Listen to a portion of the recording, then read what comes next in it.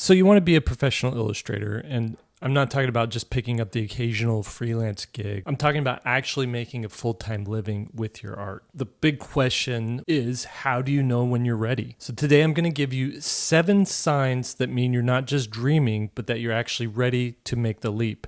And if you're not there yet, I'm also going to show you what to work on so you can get there. Sign number 1, your skills meet industry standards. Your work looks professional compared to what you see in published books or in comics or in board games or video games or concept art or anything like that. You're not just making pretty pictures, but you're telling clear, compelling visual stories. Like an art director could place your work side by side with other pros and it would belong there. That doesn't mean you're not perfect or that you're at the peak of your career. It just means that your technical skills and your storytelling ability are strong enough to compete in the marketplace right now. If you're not there yet, don't panic. Figure out what's holding you back. Is it your anatomy? Is it your perspective? Is it like color work? Maybe it's just consistency, that you're not doing your greatest work every single time. But your best piece looks great, but the rest doesn't really match that level. So study the pros that you admire, compare your work directly to them, and do deliberate practice on those weak spots. This stage is all about training until your portfolio could sit next to published work and feel right at home.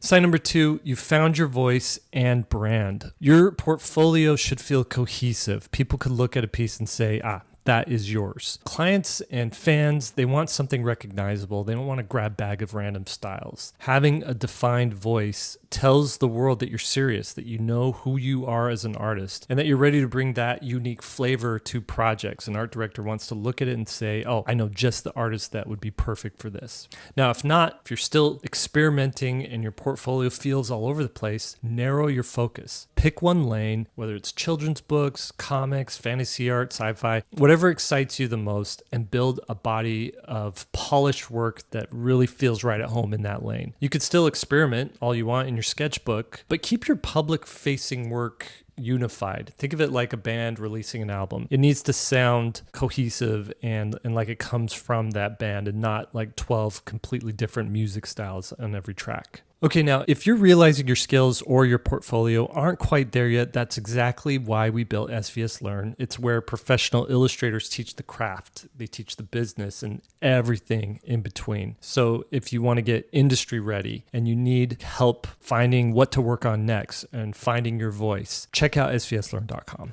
Okay, sign number 3, the market wants your work. This third sign is where your work isn't just being like asked for by your mom and your friends, but there's strangers who are willing to pay for what you make. That could mean that you've sold art prints online or you've run a successful Kickstarter. It could mean that you've landed repeat freelance clients or you have consistently booked commissions. It's not just one lucky sale. You've seen a pattern that proves your work has real demand. Now, if you're not there yet, if you haven't proven this, just start small. Don't wait for a big book deal to validate you. Just go sell a single print. Take one of your pieces of work and try to sell a print. See if you can do that. Take on a small commission. Run a mini project or make like a little zine or something and see if you can sell that. The goal isn't to make a fortune overnight. It's to show yourself that people outside your circle are willing to trade money for your art and that they'll come back for more. All right, sign number 4, you show up like a pro. Professionals don't wait until inspiration strikes. They just keep working. They hit deadlines. They deliver on time. They finish projects. Now, a lot of people have talent,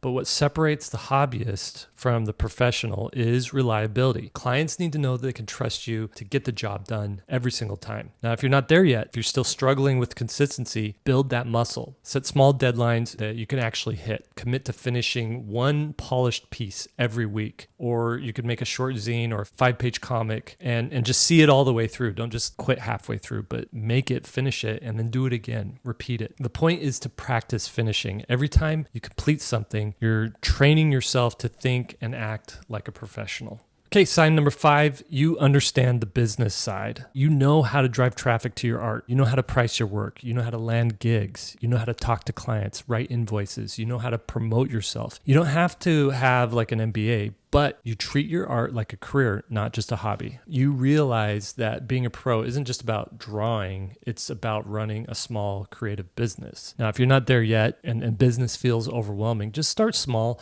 Make a portfolio website. Make a free PDF download of one of the zines you've done or a little art book, with sketches and things like that. And make it free to trade people for their emails and start growing an email list. Try to grow it to 100 people and then start sending them a monthly newsletter, just updating them on what you're interested in and what you're working on. And through all this, practice pitching yourself. Try talking about yourself and your work in a way that invites people in to what you're doing. Even just a little business knowledge puts you ahead of most artists. And remember, art is the product, but the business is how you get it into people's hands. So you got to have both of those, two sides of the same coin. Okay, sign number 6, you've built a support system. Okay, this is huge because so much freelance work actually comes from referrals. Professional friends will pass a job your way when they don't have enough bandwidth to work on the project themselves. So, an editor will ask, well, who else do you know could do this, right? And they'll think of you. Also, past clients. They'll call you again because you were great to work with before. So you have to build this support system of professional friends and editors and art directors that you work with. But the other cool thing about this is it also gives you a sounding board. Peers and mentors are there to push you to aim higher, and they can also encourage you when things get tough. If you don't have this yet, if you're not there yet, start building it. Just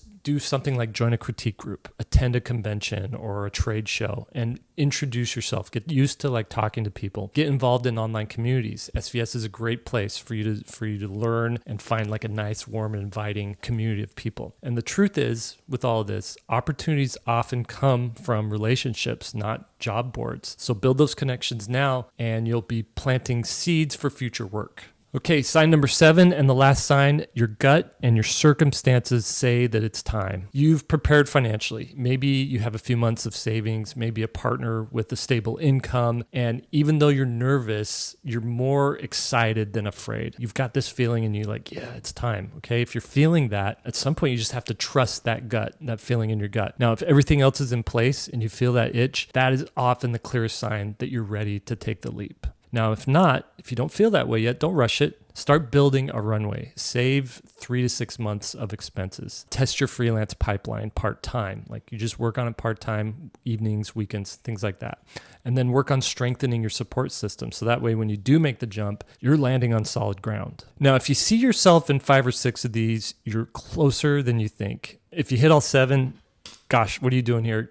Go for it. You're ready to rock and roll. If you've only checked 2 or 3 of these, that's not a failure. That's your action plan. Now you know what you need to work on. And just remember that every pro has started exactly where you are now. And also, I lied. There's an 8th sign. I'm going to get to that in just a minute at the end of this video. But first, I just want to talk about SVS Learn really quick. If you want help getting to where you're seeing all of these signs in your work, check out svslearn.com.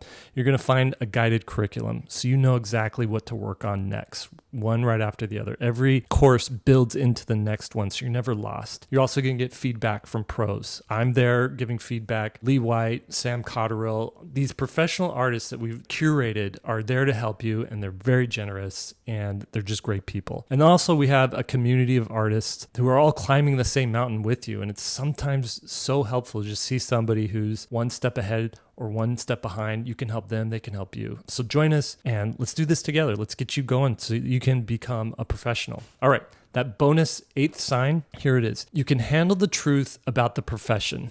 Okay, this sign is that you can let go of the fantasy that talent alone is enough, or that once you make it, everything's going to be easy. A lot of times that's what beginners or intermediates think, that all they need is that one big break, right? The other thing is you understand that you don't get crushed by comparison. You don't wait for the perfect gear. You don't have to have the perfect tool. You could see someone who is at your level, who's absolutely killing it maybe and getting all the jobs. That doesn't distract you because you're focused and you're in your lane and you're doing the things that you know you should be doing. And you also know and you understand that growth is a process. It's not a straight line. So if you're not there yet, if you still find yourself clinging to these myths, like I'll feel ready once I buy the right tools, or I'll feel ready, once I have the Cintiq or the iPad or something like that. Or another myth is other artists just have more talent than me. That's okay. takes a little time to work out that, but you'll need to reframe those beliefs before going pro, because this career is built on discipline and persistence, not shortcuts. Now, that idea of letting go of the myths and seeing the truth about this career, it's so important that I actually made a whole entire video about it. I think I called it Illustration Truths No One Is Telling You. You can watch that video here or here. Forget what side. I think we're on this side. Anyways, it's so important that I made a whole video about it. If you want a clear-eyed look at the habits, the mindsets, the realities that actually make illustrators successful, go watch that next. Just click over to that right now. And I think you're going to get a lot out of that one.